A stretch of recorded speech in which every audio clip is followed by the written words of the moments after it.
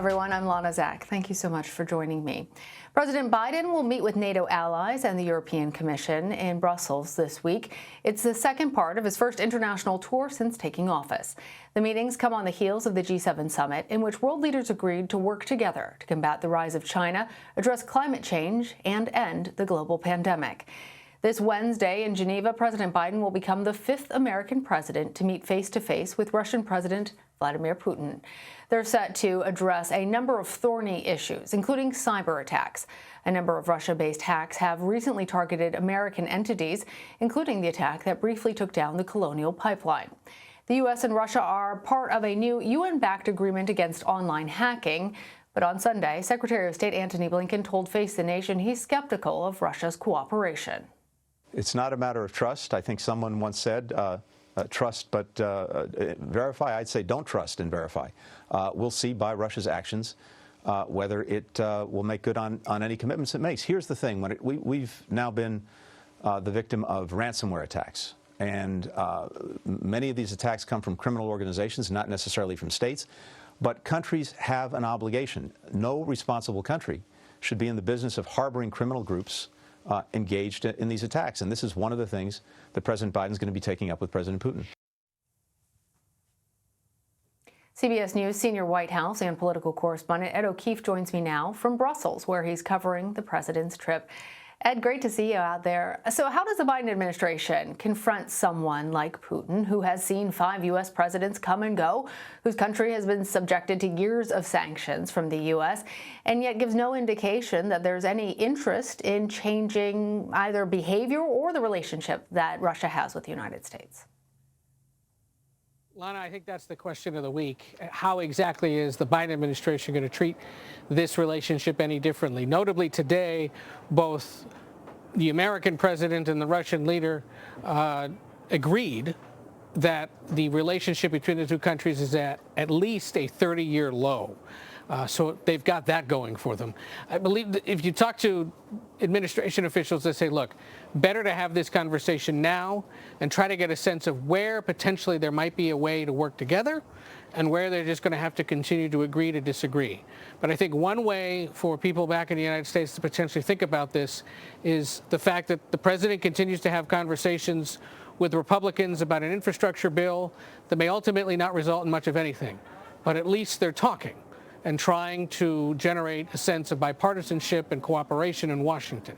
Similarly, although the stakes are far higher and far more about life and death potentially, the American president and the Russian leader are going to get together, though they disagree about most everything, in an attempt to figure out where might there be just enough agreement to continue having conversations. And so, you know, if you're someone who's concerned about world peace and keeping two nuclear powers talking to each other, then you're going to be pleased with this. If you're somebody looking for big, dramatic results, well, administration officials caution that may not happen this week.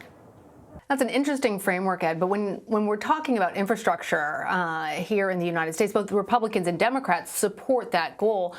Are there other areas in which the United States and Russia could potentially work together and see eye to eye? Well, there were two actually that the president brought up earlier today before he left the United Kingdom.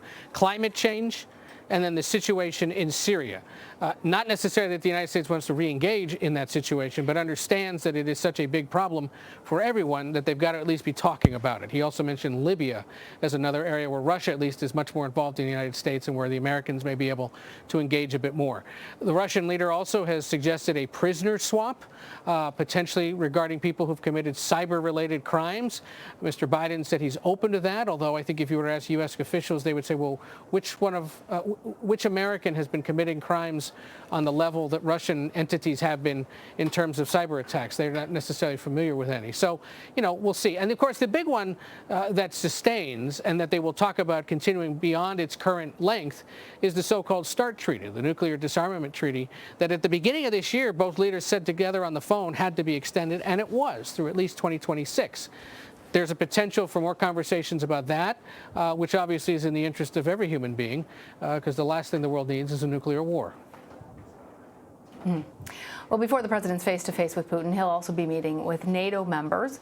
How's the Biden administration going to regain the trust of our NATO allies and convince them that the disregard that they felt with former President Trump was just a temporary situation? Well, by virtue of the man who will be sitting at the table with them, I think they understand that the situation is far different and going to be perhaps more productive, at least in these kinds of settings. President Trump, of course, was someone who would come to NATO and berate other members for not paying up. President Biden is somebody who's been attending these meetings on the sidelines as a vice president and a senator for decades, knows many of these leaders personally from those engagements in the past and from other conferences or summits he's attended here in Europe, and is someone who has made clear that NATO remains a key part of American national security. They've got a few thorny issues to work through, of course, cybersecurity being one of them. The other is climate change. That is something that the president sees as a national security threat and that many of these countries do as well. They've got to sort out the future of military engagement in Afghanistan. And in that regard, there's an important meeting Monday between the U.S. president and the Turkish president, Erdogan, whose forces are currently responsible for securing the airport in Kabul. The Afghans don't want them to continue doing that, and so the U.S. and other NATO countries, Afghanistan, have to sort out who exactly is responsible for security of that airport if it's not the Turks, and what does that mean towards the rest of the relationship going forward in terms of military engagement in Afghanistan. So all sorts of big issues, but remember, he's only really here for a day, which should signal how where the level of importance or concern is in this administration. They spent 3 days in the UK working with the G7 and the British, only about a day and a half or so here, and then they go on to that meeting in Russia, which of course is getting so much attention. But a lot of the folks who were in the United Kingdom for those meetings, of course, come here for this one, and then the president will go on to see Putin. And as the White House likes to point out, look, you know, it's no mistake that those meetings happen first, and that there are a lot of conversations in public and on the sidelines about how the meeting with Putin could go. A lot of these European leaders, of course, engage with him far more frequently than Mr. Biden does. Yeah, and taking a look back at the G7 summit, Ed, obviously that concluded Sunday in the UK, but what tangible accomplishments did you feel really came out of that gathering?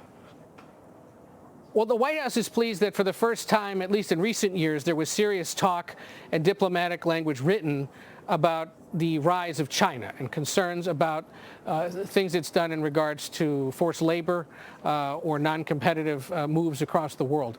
The other big issue that they talked about is establishing an international corporate tax rate, which has been a concern of the administration since the beginning because they see that as a way to help pay for various domestic priorities back in the United States, but that is only possible if the rest of the developed world's economies are on board and they're there.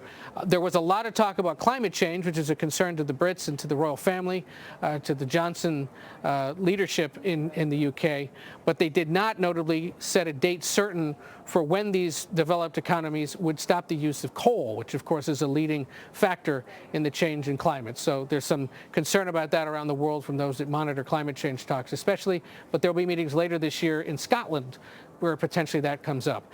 And beyond that, again, a lot of focus on the pandemic.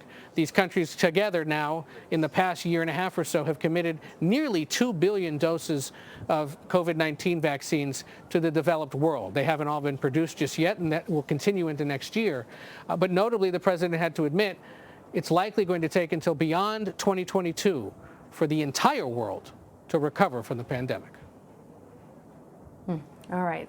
Ed O'Keefe, thank you.